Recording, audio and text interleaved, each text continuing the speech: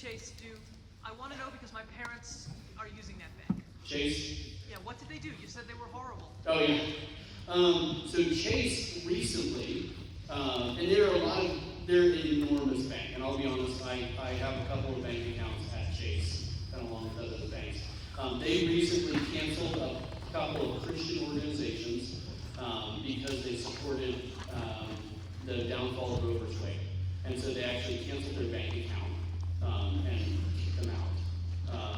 And so this is actually, unfortunately, the world is crazy right now.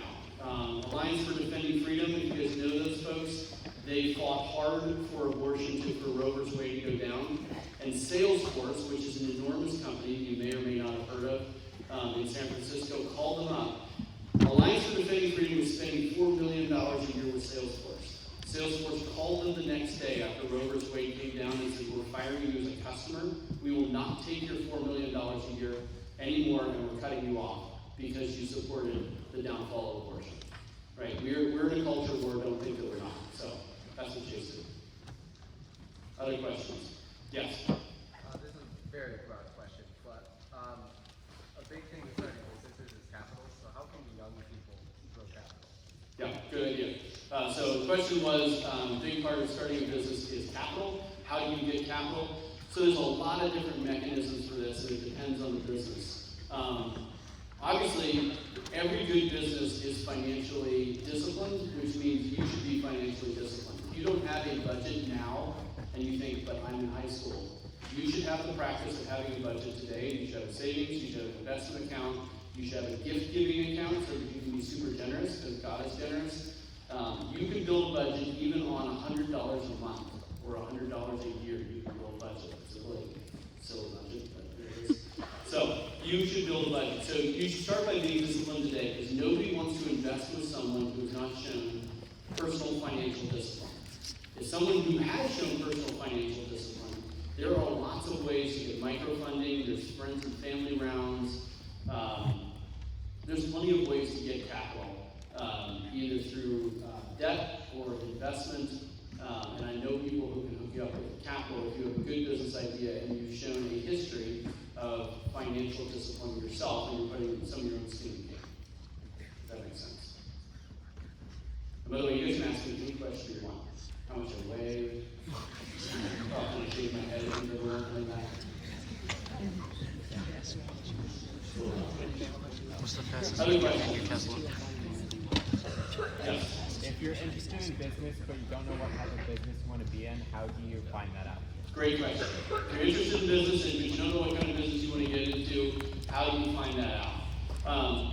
So I always give people the advice of go start doing stuff. It's easier to steer a boat that is moving and not one that's just sitting still. So you shouldn't sit and think deep thoughts about what you're going to do to go change the world. Just go start doing stuff.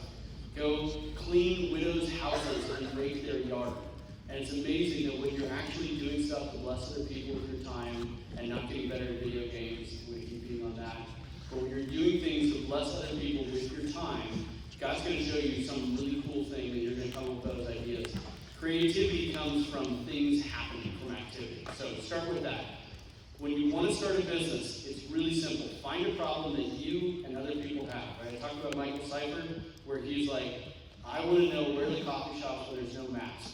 Right? There's no mask requirement, right? And now he's got a multi-$100 million business. Or Robert Metzley, I need to find a way to invest in a way that's biblically responsible.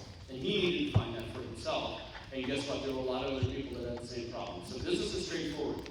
Find a problem that you and other people have, and then figure out a creative way that you can solve that problem, right? And that business could range from people have the problem of leaves falling in their yard, so I'm going to go rake them, and I'm going to charge, and then I'm going to start hiring people, and I'm going to turn that into a bigger business. Or people have fences that are falling down. I can repair fences.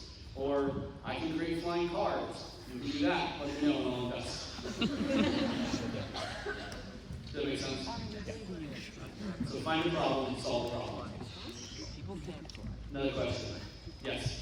How does this apply to a woman who probably wouldn't be in like the workforce? Yeah. Question, how would this apply to someone who might not be in the workforce but maybe is going to go start a house and have millions of children? instead of millions of dollars. I think that's impossible. So there's two things I want you to walk away with on this.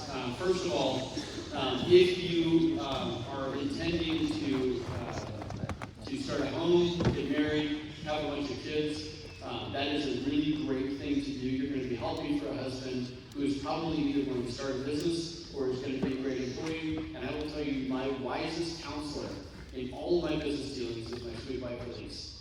Not only is she your awesome doctor and teacher, but she's also my best business coach. And we talk through all kinds of things on how to manage employees, what's the product offering. And so you are going to be part of the story in your family's business creation, your family's business success. So I think that's the first thing. The second thing is you don't know what God's timing is. And so you need to go out and, the best kind of guys want to interrupt a girl who's out doing stuff and not just sitting at home hoping, right? And so you need to be out doing stuff, building the hope chest. I don't know if you guys know what a hope chest is. I used to call it the desperation barrel. That was funny. Sorry, anyone who just got offended a lot. So, anyway, don't worry about it. So that's what I would say. Is you're going to be part of the economic story of your family, and you need to be thinking like that. So, other questions?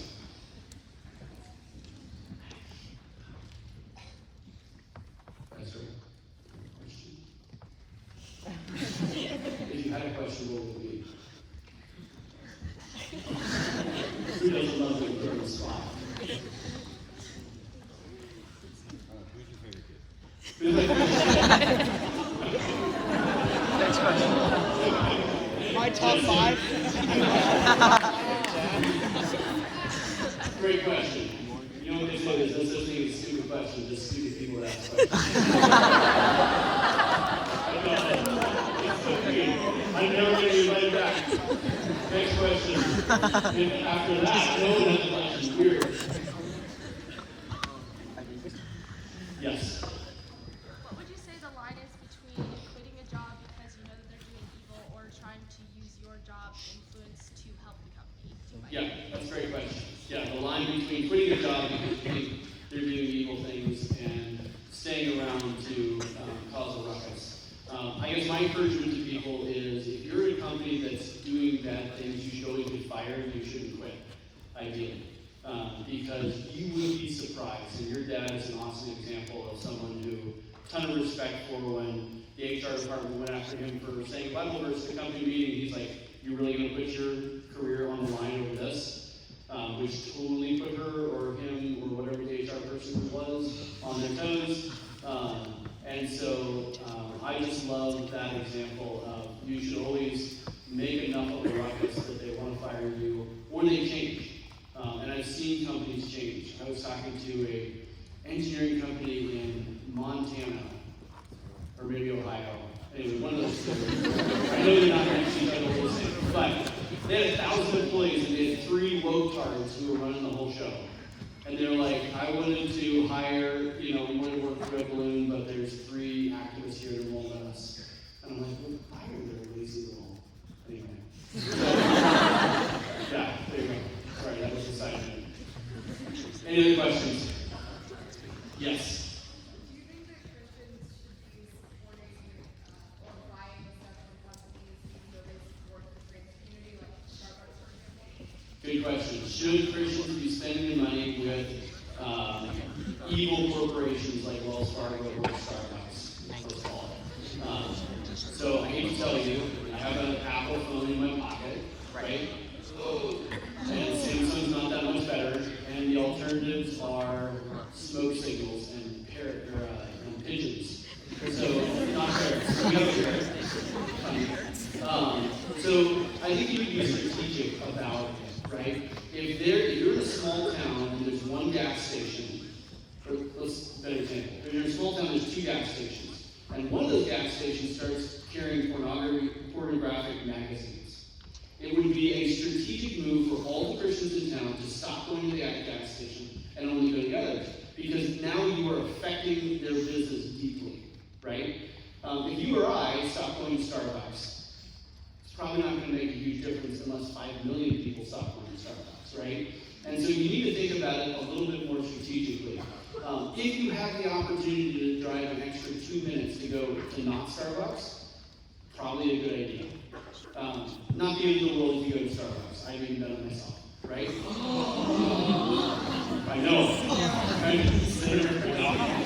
You lied to me. But I would encourage you, if you could go a little bit farther, and so like, again, if you go to publicsquare.sq, this is my good friend Michael Seifert, he has 50,000 businesses that have all agreed to not support abortion, to not have mask mandates, and they believe the Constitution still matters, right? 50,000 businesses. Well, if you spend money with those businesses and not businesses that hate your worldview, if you can pull it off, and encourage it.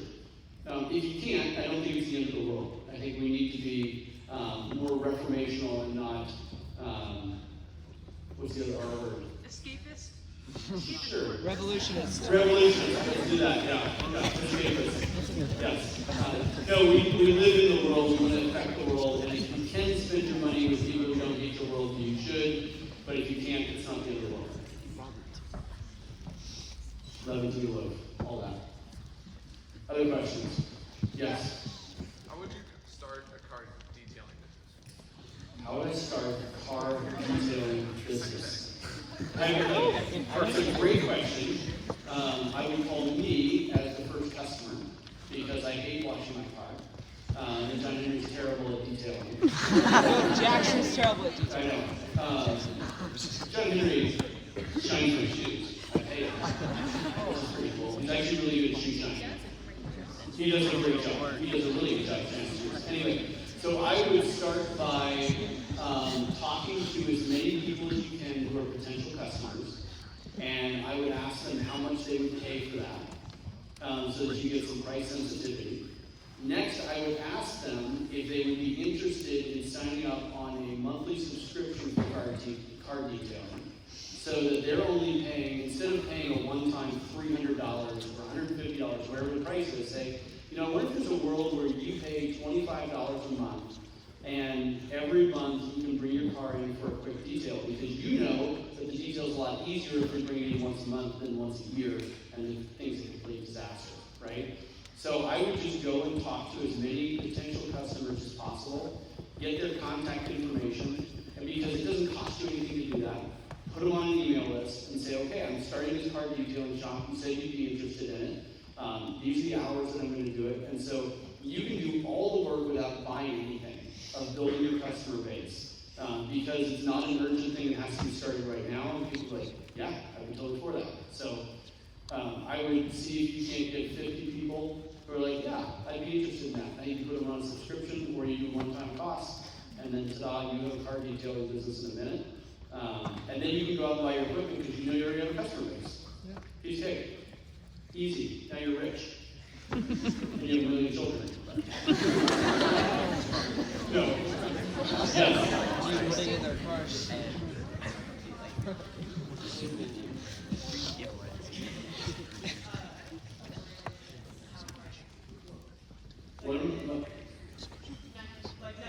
Nike, for instance, Dylan Mulvaney and all that.